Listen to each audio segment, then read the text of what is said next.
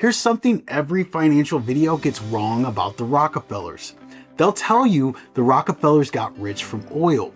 And yes, that is true, but that's only half the story. Oil built the fortune, except insurance and real estate kept it safe. The Rockefeller family still controls billions of dollars today. And the key reason is the difference between these two.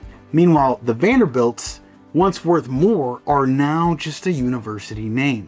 And nobody talks about that distinction. And today, I'm gonna break it down completely. And at the end of the video, I'll share one free action item you can take this week. This will help you start building the same structure for your family today. Stay with me today, it's gonna be a great one.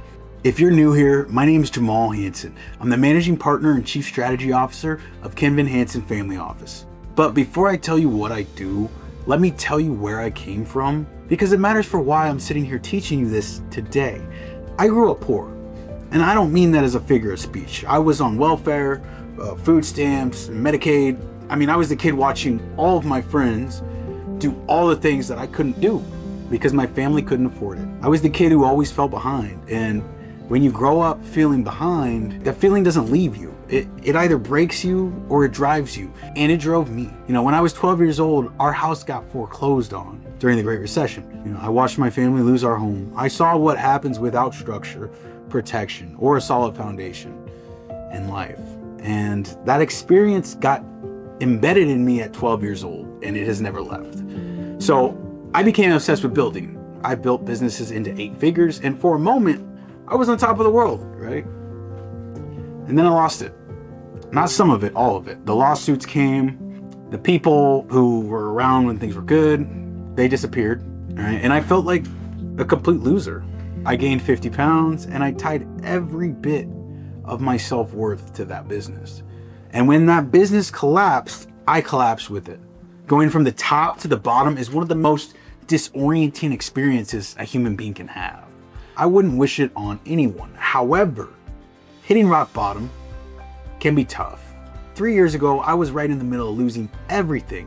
I ended up at a tax and wealth seminar. I was running around Beverly Hills, raising money for real estate projects.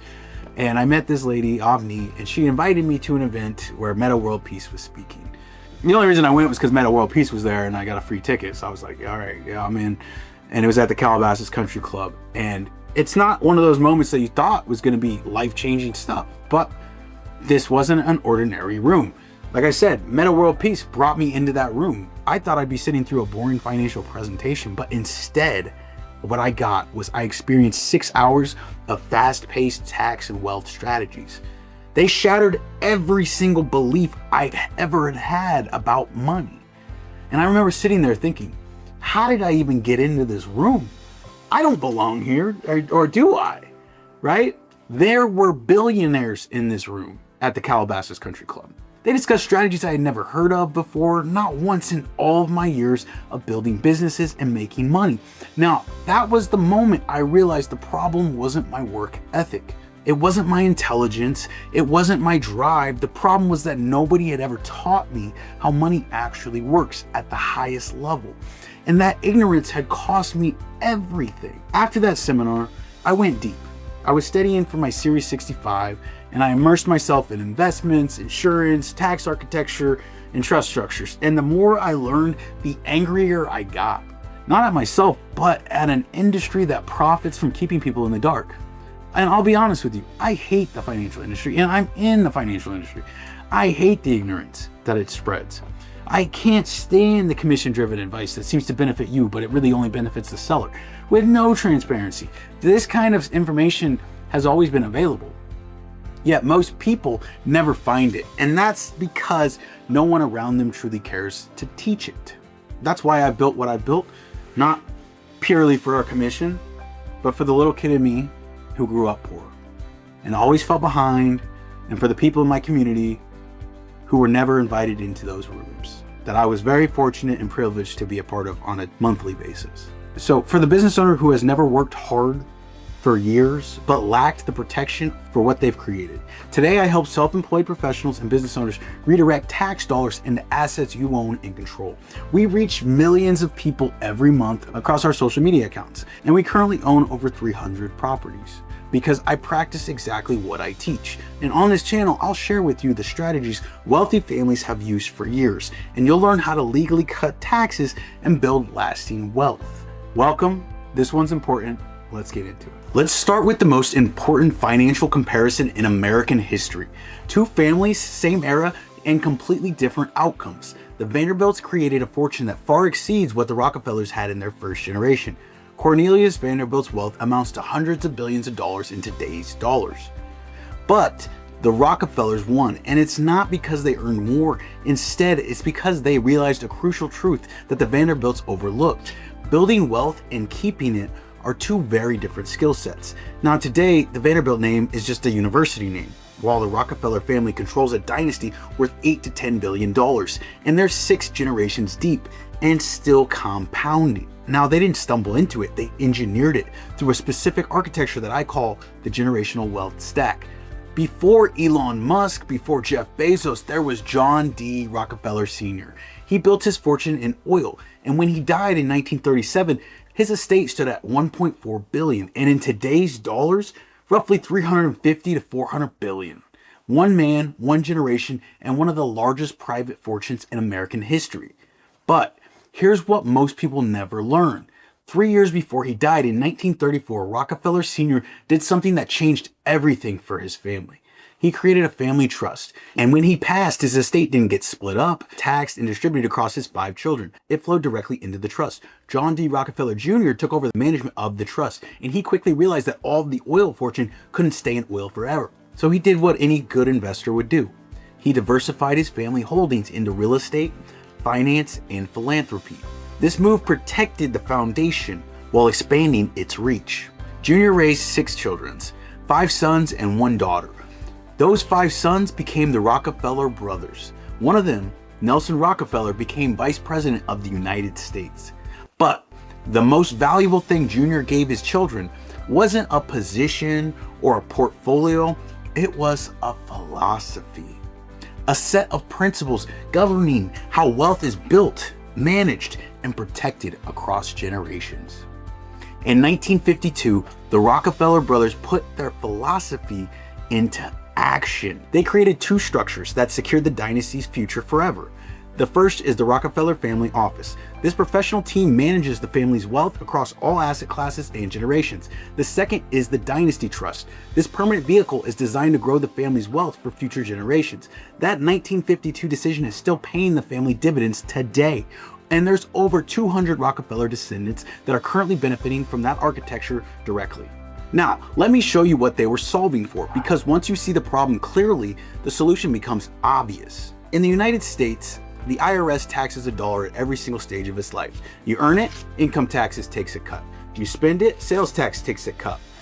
It grows, capital gains tax takes a cut. You own property, property tax takes a cut every single year. And guess what? You die, the estate tax takes a final cut before your children see anything. That is the wealth erosion cycle, and it runs automatically on every family with no structure in place. Now, here's why that hits you especially hard. If you're self-employed, own a business, or own real estate, you face more risk from the wealth erosion cycle than most. And you don't have a tax team to manage your taxes. You are the plan. Now, right now, without the right setup, the IRS acts like a silent partner, collecting at every stage and taking a final cut when you're gone. I experienced this firsthand. I built revenue with no structure, and I know what the cost is because I paid it myself. The Rockefellers faced the same issue and found a way to escape it for good. Here's the structure they created. Before I walk you through each layer, let me show you how the complete system connects. The generational wealth stack runs on 5 layers. Layer 1, the irrevocable trust, the legal container that removes your assets from your taxable estate permanently. Layer 2, the multiplier, life insurance inside the trust that compounds wealth across generations. Layer 3, the perpetual wealth engine, the generational mandate that keeps the cycle running automatically forever. Layer 4, the living access layer, the cash value your family uses while they're alive, without a bank, without a credit check, and without selling a single asset. Layer 5, the cash flow engine, cash flowing real estate inside the trust, generating income, depreciation, and equity simultaneously. 5 layers, 1 system. This is the complete architecture. Now let me break each one down. Layer 1 is the irrevocable trust, and the distinction between the 2 types of trust determines everything. A revocable trust is your legal alter ego. You control it, you change it, you dissolve it, And because you control it, the IRS sees right through it. Those assets remain fully part of your taxable estate. Now, an irrevocable trust operates on one principle that changes everything.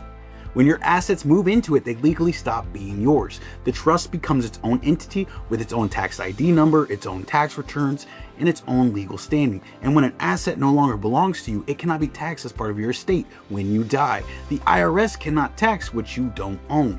Now, every revocable trust runs on three key roles. The grantor, you fund the trust with the assets you've built and accumulated. The trustee, an independent party managing the trust. You can't be a trustee in an irrevocable trust if you control the distributions. The IRS will consider those assets yours, and the whole setup fails. The beneficiary, your children, grandchildren, and future generations. They're the ones the trust is designed to protect and empower. The Rockefellers established irrevocable trusts while alive, appointed independent trustees, and named future generations as beneficiaries. Layer 1 breaks the wealth erosion cycle at the estate tax level. But the trust container alone isn't enough. What you put inside it determines whether it preserves wealth or multiplies it. Layer 2 is the multiplier, permanent life insurance owned by the trust. The Rockefeller family office added one key feature to the dynasty trust.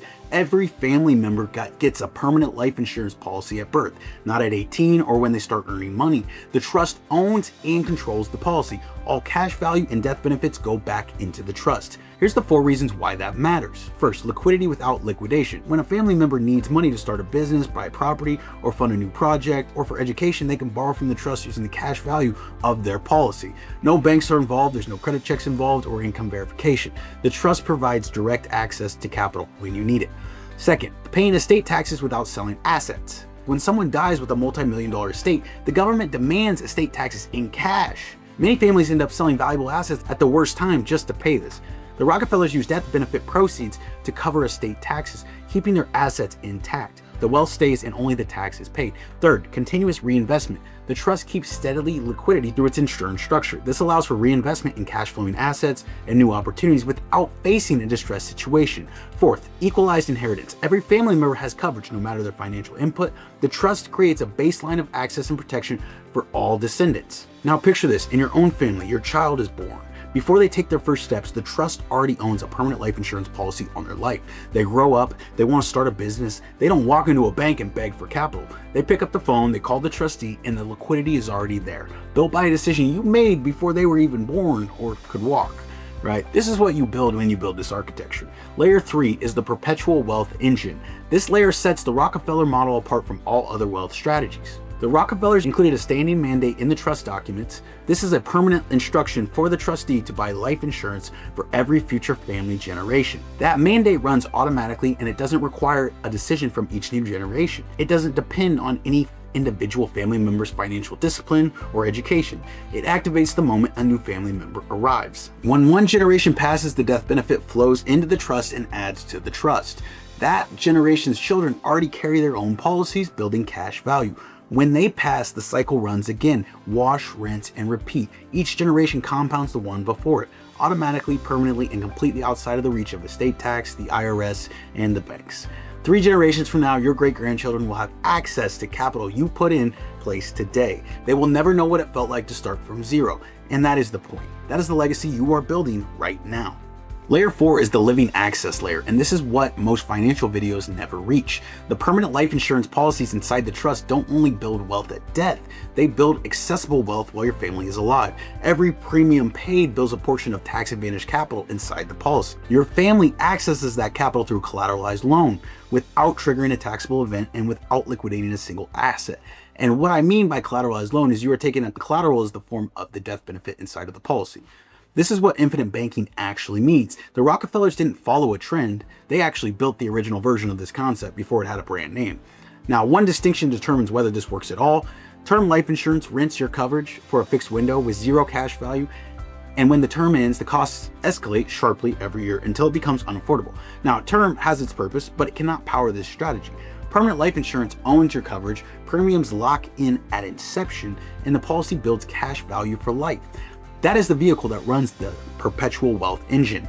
Not a policy that expires, but one that compounds. Now, I want to pause here for a second because what I'm about to show you is the layer that most family offices use, but almost nobody in financial content ever talks about. This is the layer I'm personally most obsessed with, and it's the layer that took me from studying strategy to actually executing it at scale. And it's the layer that, when you combine it with everything we've already covered today, this turns us from a wealth preservation system into a wealth generation machine. Pay close attention to this part. Layer 5 is the cash flow engine, and this is where I get personal. I'm gonna be completely transparent with you. I'm not neutral on real estate. I love real estate. I've loved real estate ever since I watched my family lose our home at 12 years old in the Great Recession, and ever since I was watching, our listings. I used to go hang out at the $10 million, $20 million mega mansions and at open houses. I thought it was the coolest thing in the world. But I decided I would never be on the wrong side of a real estate transaction. Now today, my partners and I own over 300 properties, and we are aggressively scaling it right now. And that didn't happen by accident. It happened because we found a strategy that works. And I built that strategy inside the trust architecture that I just described to you. Now, here's why real estate inside of a trust is one of the most powerful wealth building combinations that exists in the tax code today.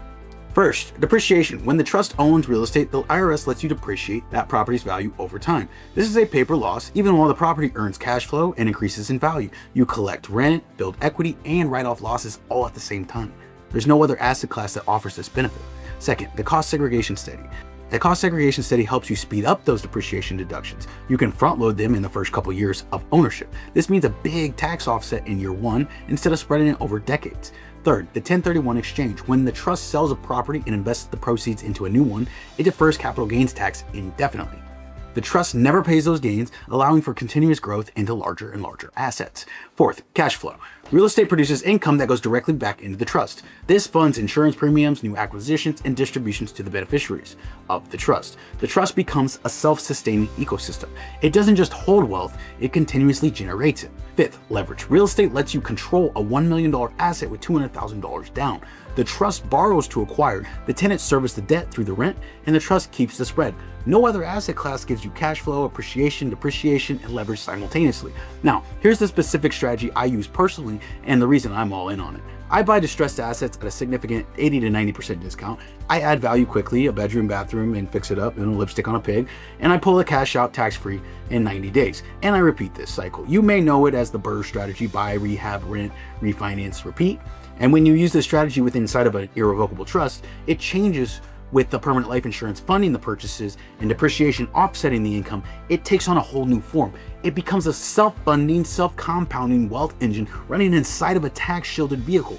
Every deal funds the next. Every property generates cash flow that funds insurance premiums. Every insurance policy builds cash value that funds the next acquisition. The trust owns everything, and the IRS reaches none of it. That is the full architecture. That's what I built. That's what my partners and I are doing. That's what the Rockefellers built over a century ago.